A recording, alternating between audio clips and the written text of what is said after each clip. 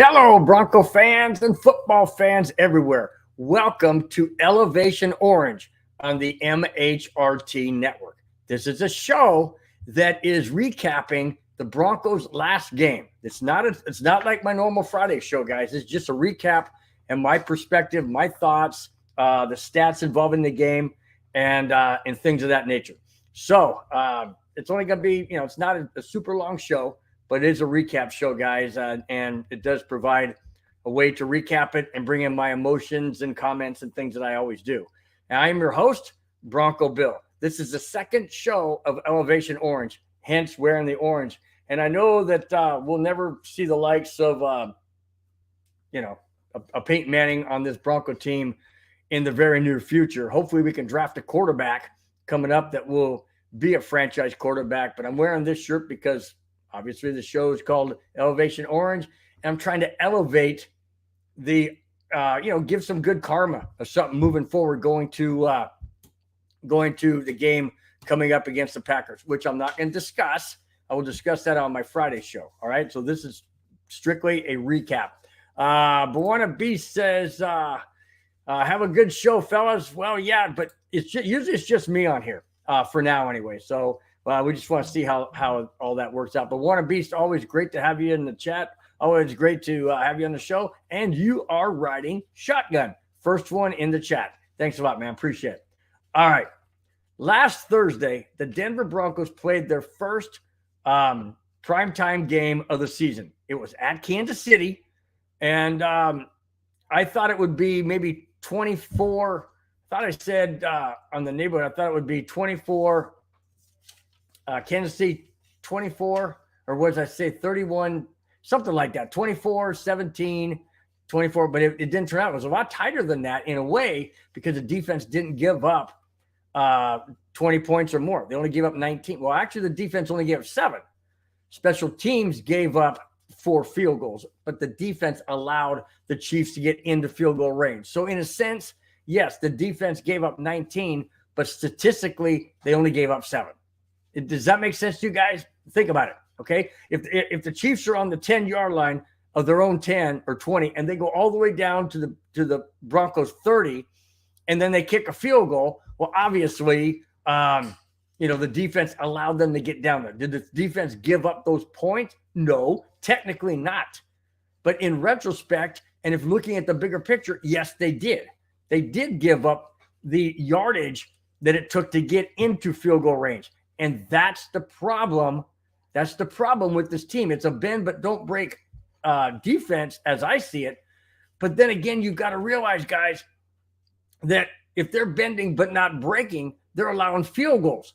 And I've heard people say, well, teams don't win with field goals. Well, they do if the Broncos are only scoring 8. That's how they win with field goals. Because if you think about it, take away the 7 points, take away the touchdown the defense gave up, okay? That's still, what is that? That's still 13 points. Let's see, 3, 6, 9, 12. It's still 12 points. Come on, Bill, do the math. It's still 12 points. Denver loses 12-8 if you take away that touchdown the defense gave up, I should say. So the Broncos still lose. So, yes, field goals can win games if the Broncos play like they have.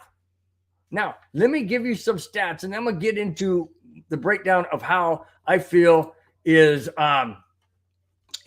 what the major problem is with this team. And if you guys listen to my Friday shows or watch the neighborhood or watch my show, the neighborhood, whatever, you're going to hear me say this, and I've said it many, many times, and I'll say it again tonight. What I feel the major problem of this Broncos team is. All right. First, let me get into some of the stats. All right. Before I do that, Russell Wilson, didn't do too badly in the first 5 games leading up. I mean, yes, there were some, hiccups and some interception, things like that. This game was an offensive game where the Broncos blew it. Broncos on offense blew it, just like they did against, let's see, what they blow? They didn't blow it against Washington. I mean, they were way ahead in the first half against Washington. So I'll get into that. Okay, so hang on. Muhammad Badri says, Bill in the house. Yes, I am on Monday night with the brand new show called Elevation Orange. Muhammad also says, sup, Beast. Hey, I hope Bawana Beast is still in the house, still in the chat. All right, let's get some stats. Russell Wilson, 13 of 22 for a mere 95 yards. 95 yards, 1 touchdown, 2 costly interceptions. All right. Patrick Mahomes, 30 of 40, 306 yards, 1 touchdown, 1 interception. All right. Run game, Broncos rushers ran for 115 yards on 23 carries. Chiefs, 96 yards on 27 carries. Cortland Sutton was 4 catches for 46 yards and a ridiculously one-handed touchdown grab right on the side of the out of bounds line. Just a remarkable one-handed catch. That was absolutely spectacular. And that's why I don't want Sutton gone. I don't want Sutton traded. I don't want Jerry Jeudy traded. And I dang sure don't want Patrick Surtain or Justin Simmons traded. I don't want them traded at all. We need cornerstone pieces to build around. We cannot trade these guys. And when Cortland Sutton makes a ridiculous catch like that in the end zone, one-handed, that was absolutely spectacular. Spectacular. All right. I continue. Justin Simmons had the interception. That was on the goal line, and he ran it back to the Broncos 7, and that killed a threat that could have been a touchdown or 3 more points. So defense played not outstanding, but they played better than they have most of the season. All right. Jonathan Cooper and Zach Allen each had a sack, and Dixon, the punter, punted 5 times with an average of 42.8 per kick. All right. Kansas City, Wilson was sacked 3 times by their defense, 1 on a critical fourth down? Yeah, 4th and 3. And I don't know why Sean Payton went for it on the Broncos' own 42-yard line. That was absolutely stupid. Absolutely stupid. Anyways, their field goal kicker, Chiefs field goal kicker, Bucker, was 4 for 4, like I mentioned. All right. It started out with the Chiefs getting out to a 16-0 lead entering the 4th quarter. Okay. That's just 2 scores, a touchdown, 2 touchdowns, 2 2-point conversions. Denver scored, like I mentioned, on that ridiculous catch by Cortland Sutton, and they got the 2-point conversion to cut the lead to a 1-possession game, 16-8. What happened? You got it. A turnover by the Broncos, and they marched down the field and got the winning field goal. However, when they marched down the field, the defense got a sack on Patrick Mahomes. We thought for sure it was going to that would take him out of field goal range. But then Bucker makes a 62-yard field goal to ice the game. That made it 19-8. There's no way we could come back. But man, oh man, I thought for sure he wasn't going to make that. And then the Broncos would have gotten the ball, close to the 40-yard line, 45-yard line. Let's say a 62-yard field goal. He would have kicked it from the 42. So Denver would have gotten the ball at their own 42-yard line. Didn't happen, unfortunately. But, sorry, guys, hit the microphone. But let me break this down a little bit. Was it the Broncos defense that lost this game? Absolutely not. Absolutely not. For the first time, I can say that Vance Joseph-led defensive team played a lot better than they have in previous games. They only gave up 19 points to a Kansas City Chiefs team with Patrick Mahomes and Travis Kelce, who did play. Travis Kelce did play. And they held them to 19 points.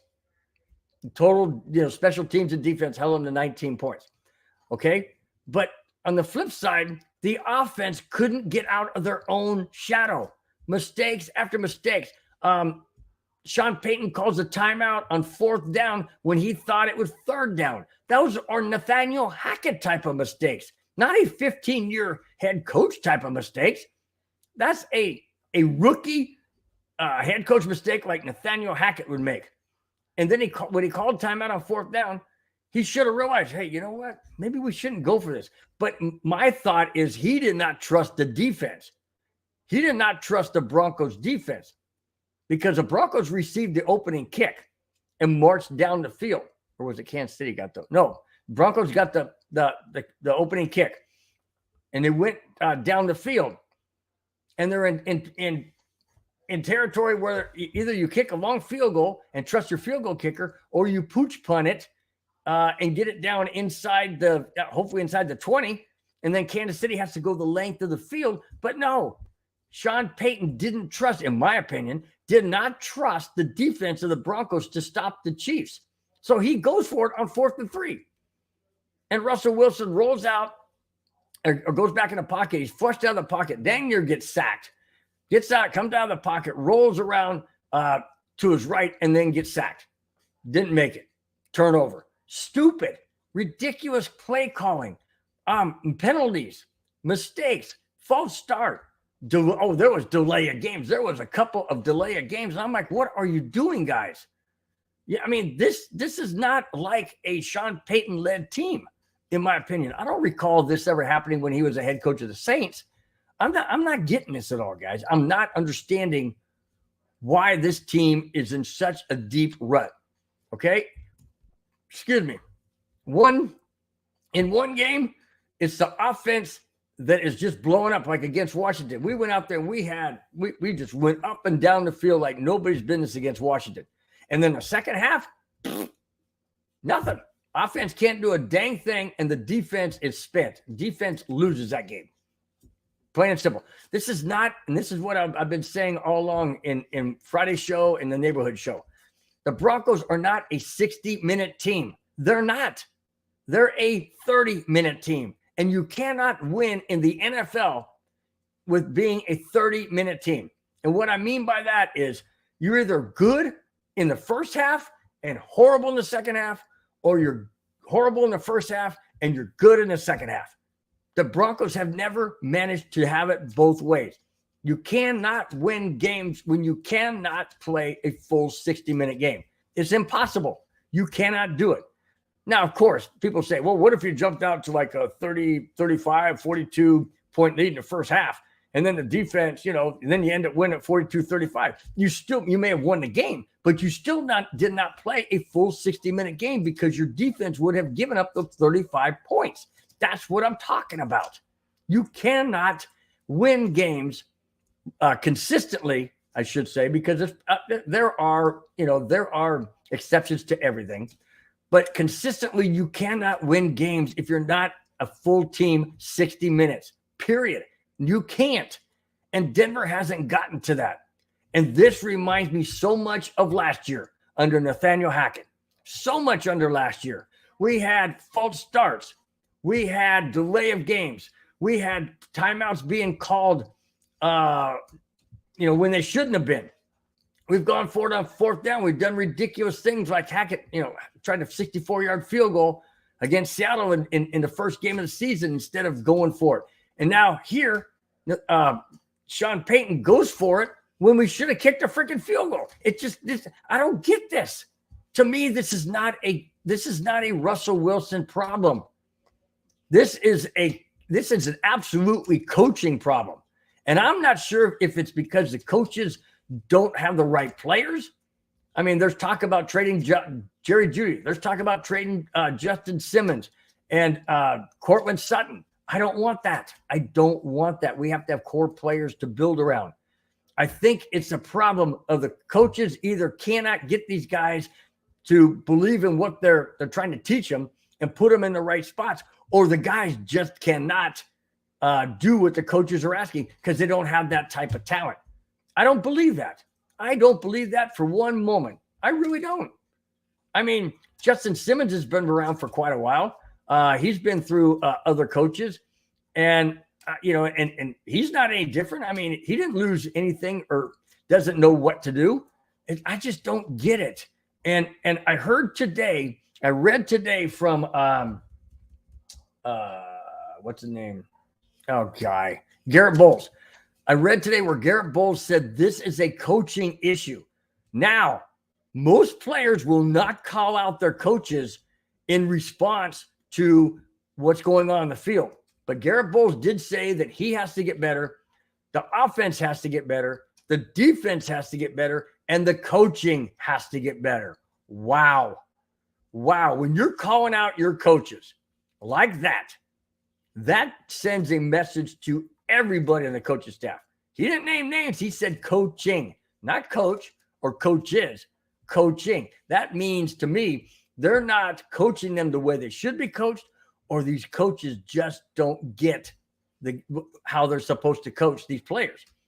Going back to the game, Vance Joseph had the Broncos in zone coverage quite a bit, and Travis Kelce was getting wide open. He was sitting in the soft spot, and nobody was covering him. That's the problem with this coaching scheme of Vance Joseph. The Broncos are not well equipped to play in a zone defense. They need to play man-to-man. And when they play man-to-man, they're a much stronger, much more solid team. Now, I understand you can burn out the players playing man-to-man because you're doing a whole lot of running instead of just running to a zone or a spot where you just kind of, settle in. I understand that. But if the zone scheme isn't working, something needs to change. And Vance Joseph, in my opinion, hasn't done that, hasn't made the adjustment, has not done it. Sean Payton needs to call better plays. And speaking of Sean Payton, and I showed this on my Friday show, but I'm going to show it to you guys in case you hadn't seen it. If you haven't, then I'll be shocked as to why you haven't seen it or how, or maybe you just didn't know about it. But this was caught on, and this is legit. I looked it up. This was caught by Amazon Prime on the Thursday game. Here it is, guys. This is what was caught. And you tell me if this is a smart thing from a 14-year head coach to let this be seen. He should have had paper behind it. But anyways, I'll show you. Here it is. There it is, guys. Let me pull it back a little bit so it's more visible. That's Sean Payton's playbook. All right? Go ahead and zoom in, copy it, whatever you want. That's Sean Payton's playbook. Okay? For everybody in the entire world in the NFL to see. Okay? That being said, what coach allows his playbook to be seen? And sure, they're not supposed to zoom in. It's an unwritten rule, I guess. I don't know, in the NFL that you don't focus in on the other team's playbook, that kind of thing. But guess Amazon Prime didn't get the notice or the notification or the memo. I don't know what it was, but that's Sean Payton's playbook. Now, if that just adds insult to injury, because now Sean Payton's going to have to change the playbook, and then Russell Wilson's going to have to learn the terminology again. It's going to be a whole disaster, all because Sean Payton didn't put a piece of paper or something behind his playbook, cover it up. In baseball, when a pitching coach or a catcher goes out to the mound and they discuss what they're doing, they always put their hand over their mouth like that. Why? So that the other people in the dugouts or whatnot cannot read his lips. If they can read lips, they do that so they can't read lips. And when the pitcher's talking and everything, so he goes and puts his glove over his mouth like this for the same reason. You don't give away secrets. Well, unless you're Sean Payton, then you just give away your playbook. I mean, there's goal line plays in there. There's 2-minute warning plays in there. There's all kind of different plays. I don't know what the terminology means because I'm not in the NFL. I've never been pervious to understand how those things are interpreted. Yeah, something like that. Anyways, the bottom line is those in the know, those in football do know what that means. And that is catastrophic moving forward. I heard somebody in chat, I think it was on my Friday show, can't remember who it was, said, well, maybe Sean Payton did that as a decoy, that's not really his playbook. I'm not buying it. I'm not buying it for 1 minute because I don't think that he would purposely do that. I mean, it's all marked up and it looks like, it's in-game type of stuff. So I'm not going there. That would be a good thing to do, throw the other teams off. I just don't think that's what happened. I think he just, is calling the plays like everybody else. And I was watching the game last night, and I saw how the playbook was just like that shown, but they didn't zoom in. They did not zoom in and show the playbook. Maybe that was just an Amazon mistake, and hopefully they get slapped on the wrist or a heavy fine or something to not do that. But in the meantime, the Broncos, Sean Payton now has to redesign the playbook, at least on that particular sheets, those particular segments. He's got to redesign them, because the other team is going to know when they line up and how they block and that kind of thing. They're going to know, and that is only going to hurt Denver going down the road into the further into the season. Okay, that's my take on that. I'm not happy with all of that. Where the Broncos go moving forward, anyone's guess. Anyone's guess. I really don't know. I don't know I don't even know if we're going to win another game. I mean, Houston looked good in their game. We played them this year. We got Green Bay coming up. I'm not going to get into what I think about that. I'll do that on my Friday show. But, as far as this game goes, the Broncos didn't really lose badly, but they lost. They lost by 11, 19-8. Russell Wilson did not look his best, that's for sure. The offensive line was allowing way too many defenders into the backfield. Javonte Williams ran well, McLaughlin ran well. Cortland Sutton, like I said, made that ridiculous catch for a touchdown. But there were just too many long third downs, too many penalties to put Broncos in bad situations. There were too many penalties against the Bronco defense that allowed the Chiefs to continue, moving the ball. The Broncos, did a great job defensive-wise about shutting down the run. But all in all, if you cannot stop Travis Kelce, you cannot stop Patrick Mahomes. Other than that one interception by Justin Simmons at the goal line, Patrick Mahomes is pretty much Patrick Mahomes, and that's what he does. Do I expect the Broncos to be better going forward? I don't know. I have no clue whatsoever. Absolutely none. Because I don't know if the Broncos are going to come out strong on offense and continue it on the defensive side for the entire 60 minutes, which we haven't seen in the first 6 games, or is it going to be very, very much of the same?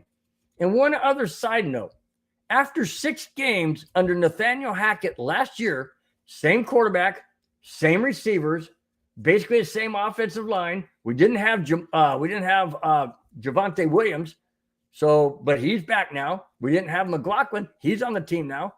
Guess what the record was under Hackett without those 2 players? Same regular receiver, like I said, and quarterback. 2-4 after 6 games. What are the Broncos after 6 games under Sean Payton, who called out Nathaniel Hackett as being the worst head coach the entire NFL has ever seen? Hey, Sean, look in the mirror. Your record is 1-5, worse than Nathaniel Hackett was last year. How do you explain that? How do you explain the fact that you call out a first-year head coach in Nathaniel Hackett as being the worst head coach in the entire NFL, and he was 2-4 after 6? You are 1-5. I don't know. I don't know how in the world the Broncos get out of this. Okay. But I did say that I know what the main problem is. And like I mentioned it earlier, we're not a 60-minute team. We're not a 60-minute team. And that's the main problem. Somehow, some way, that's got to get fixed. I don't know how. I don't know. I'm not a head coach. But I do know, in my opinion, that's the main problem. Either the Broncos come out sluggish and can't do a dang thing on offense in the first half, like they did against Kansas City, albeit they only got 8 points in the second half, but they got 8 points in the second half. They got none in the first half. That's what I'm talking about. That's what I'm talking about. Kansas City scored in every single quarter. They got 3 in the first. They got 7 in the second. They got 3 in the third and 3 in the fourth. Excuse me. I'm sorry. They got 10 in the second. They got 3 in the first, 10 in the second, 3 in the third, 3 in the fourth. Okay, they scored. They are a complete 60-minute team. Now, 60 minutes doesn't mean you're putting up 70 points like the Dolphins did. I'm talking about complete team, as in you are scoring in every quarter, or at least half. I mean, at least three of the 4 quarters. You have to. And your defense has to shut down and not allow. That's what I'm talking about, a complete game. Offense has to be on point, and defense has to be on point. And Kansas City did that in week 6 in Kansas City. That's exactly what they did. Denver's 1-5. Kansas City's 5-1. Where the Broncos go from here, I'm not sure. But up next is the Green Bay Packers this coming Sunday, 2:05 Mountain Time, 1:05 Pacific Time. And I feel the Broncos must win this game just for confidence purposes, just for Sean Payton's confidence. Sean Payton, needs this, and the Broncos need to play a complete game. Somehow, some way, they need to beat a Green Bay Packer team, which is not that good. The Packers are not that good. They don't have Aaron Rodgers, and they're just, they got, what's the name, Jordan Love or whatever, but he's not all world. And the Broncos can beat the Packers. In my opinion, they can beat the Packers. They need that confidence because a week after, the Broncos play the Chiefs at home. So it's Chiefs of last Thursday, then it's Packers this coming Sunday, and then it's Chiefs again the following Sunday. So we got Chiefs bookends in these 3 games that we're talking about. Okay. Do the Broncos beat the Packers? In my opinion, yes. I don't know what the score is. I'll think about it, and I'll reveal what I think it'll be on my Friday show. All right, before I get out of here, let's see. Mohammed Badri said, it seems like Russ lost his confidence. I don't know if he lost his confidence, but I do know that he's struggling with the playbook. Sean Payton even said that he has to water it down a little bit because the terminology and the way it's called and stuff. Russell Wilson's having a tough time digesting that and passing that on. So I'm not sure. Maybe it's confidence in capturing the playbook. Sorry guys, that's the house phone. Don't worry about it. My wife will get that. I meant to take it out of the room. I know it's an annoyance. So come on, hang on, guys. All right. I hit pause on that. That's what I want to hear. All right. Sorry about that, guys. I'll make sure I take it out next time. Anyways, I was saying, I just think that Russ has lost a little bit of, confidence in him reading the playbook. That's the thing. Alex Smith, welcome to the show, my friend. Alex Smith in the house. He says, Russ to get Sutton more jump balls. Oh, yeah. I think he should. After that catch in the end zone, if you guys haven't seen it, you got to go back and watch it. That was absolutely spectacular. Absolutely. He got both feet in bounds and just an amazing catch. Bawana Beast, that's exactly what I'm talking about. Bawana Beast says Evero, where's it at? Says Evero did a nice balance. Yes, he did. And if you think about it, Evero is a Houston Texans head coach. And golly, I wish we had him. I wish we had Evero, but I know he wanted to go to Houston. He wanted to go home. He wanted to go by, where his family and stuff is. You can't fault the guy for that. But I'll tell you what, Evero would have been so much better. Hindsight 2020. I just think Evero would be better at this point than the coaches that we have. And that includes Sean Payton, in my opinion. Yep. Okay. So, Buena Beast says, I think teams could zoom in and see it from behind if they really wanted. So for me, it is nonsense. Okay. He's talking about the playbook of Sean Payton being revealed. All right. But I guess what the point I'm trying to make though, Buena Beast, is this. The media loves to kick people and teams and whatnot when they're down. Just like that song, Dirty Laundry by Don Henley. They just like to reveal dirty laundry. And right now when the Broncos are 1-5, they've got a Hall of Fame, potential Hall of Fame winning, Super Bowl winning head coach in Sean Payton.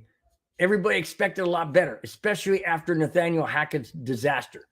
Well, in retrospect, Nathaniel Hackett, after 6 games, like I mentioned, had a better record. So when you're down, when you're not doing well, the media is going to want to jump on you. And that's exactly what they do. They zoom in, they talk about the playbook. They talk about how bad Russell Wilson is. They talk about trading this player, that player. Sean Payton's not happy with the offense. Russell Wilson isn't happy with the play calling. I mean, it's, winning changes your attitude. Losing exposes it. And right now the Broncos are being exposed for all of their, dirty laundry, whether it be Sean Payton doing this, that, talking trash about Hackett, Russell Wilson not being able to produce touchdowns, whatever it is, defense giving up, 70 points, that kind of thing. And that was defense because that was 10 touchdowns, no field goals. So, yeah, I mean, when you're losing and you're losing badly and you're expected to win and you have new ownership group and they're not going to sit around and take this forever, the media is going to come out and they're going to want to trash you. And that's exactly what's happened. That's what I think was it with the playbook. Okay, Brad Smith in the house. Hey, Brad, nice to have you. Thanks for chiming in. Is Jerry Jeudy finished as a Bronco? So disappointing if he is. I'm not saying he's finished as a Denver Bronco, but I'm not the one sitting there saying, or fielding trade talks for Jerry Jeudy. I don't want him gone. I like Jerry Jeudy. He's fast. He runs really good routes. He just have a tendency sometimes to actually, secure the ball, that kind of thing. But I like Jerry Jeudy. I really do. And like I mentioned many, many times before, I don't want any Broncos player gone that is legitimately good. Now, I know we got rid of Gregory. He goes to San Francisco and just has a really good game, even though they lost on Sunday. He played a really good game. Got a couple of sacks, a couple of tackles, a couple of quarterback hits, that kind of thing. Something he never did in Denver. But again, I think that goes back to Vance Joseph not using him the way he needed to be used. And in San Francisco, he's getting used and put in positions the way he can be more productive. That's the problem I'm having with this team. Is Jerry Jeudy gone? Going back to Brad Smith's question, I don't want him to be gone. I got a bad feeling that he is. And the reason why I say that is because he's constantly being talked about in trade talks. And if that right team, or that, I should say, if that right trade offer from any team comes through, I don't see why the Broncos wouldn't trade him. I don't want him to, but I wouldn't see why they wouldn't. If they do trade him and we get draft picks, who the heck are we going to throw it to them? Dulcich? Cortland Sutton? I mean, we got Mims, but he wasn't used all that much. He was in special teams, but he wasn't used all that much. He fumbled in the game against Kansas City. That hurt us. So it's things like that when Sean Payton loses confidence in a player, he's not going to keep you out there. And that's the bottom line. And my thought is Russell Wilson soon to be benched in the form of Stidham. I mean, think about it. We lose to Green Bay, and then we lose to Kansas City again before our bye. That means we're going to be 1-7. Does Russell Wilson come out of the gates after the bye and play at Buffalo on Monday night after the bye week 10? Or is it Stidham because basically the season is already lost at 1-7, if that were the case? Or if we beat the Packers and somehow we can beat the Chiefs and now we're 3-5, does Russell Wilson continue to play? My answer to that would be yes. So my thought is this. If the Broncos lose both games, Packers and Chiefs, go to the bye, come out of the bye, and go to Buffalo, I think Stidham starts. Because you've got to make changes. You got to shake things up. If the Broncos split and then they end up 2-6, 2-6,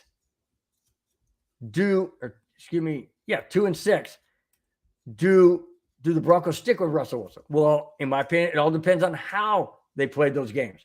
If they beat the Packers handily and then barely lose to the Chiefs, yeah, I think you stick with Russell Wilson. If the Broncos win a tight game against the Packers and lose big against the Chiefs, I say no. You probably go to Stidham because the teams don't get any easier. So that's just my thought, guys. Absolutely just my thought. Thanks, guys, for being in the house. Thank you so much for being in the chat. It's just a recap show. It's not a big show with all the other topics. That's coming this Friday on my show, Broncos Breakdown. So Buona Beast, thanks for being in the house and riding shotgun to start out the chat. And then you got Alex Smith. Thank you so much for being in the chat. And Brad Smith, You guys are wonderful. Thanks so much for your comments. Thanks so much for your support. And like always, guys, we have shows Monday through Friday. This one, obviously, on Monday, the Elevation Orange, Tuesday, 5280, Wednesday, Wild Wild West. Thursday is the Cluster Puck show. It moved from Monday to Thursday. They are now on Thursday, Cluster Puck show. And then on Friday, my show, Broncos Breakdown, live 5, 6, 7, and 8. Until then, guys, enjoy Monday Night Football. Let's go, Cowboys. Beat the Chargers. All right, let's get it done. And then on the rest of the week, guys, enjoy your week. Stay safe, and we will see you next Friday. Till then, guys, take care. Bye-bye. Hey, Bill, I'm in the mood for a switch up. I hit the function, hit the rose till I hiccup. I hit the stage and leave with money that's a stick up. She picture perfect, so I told him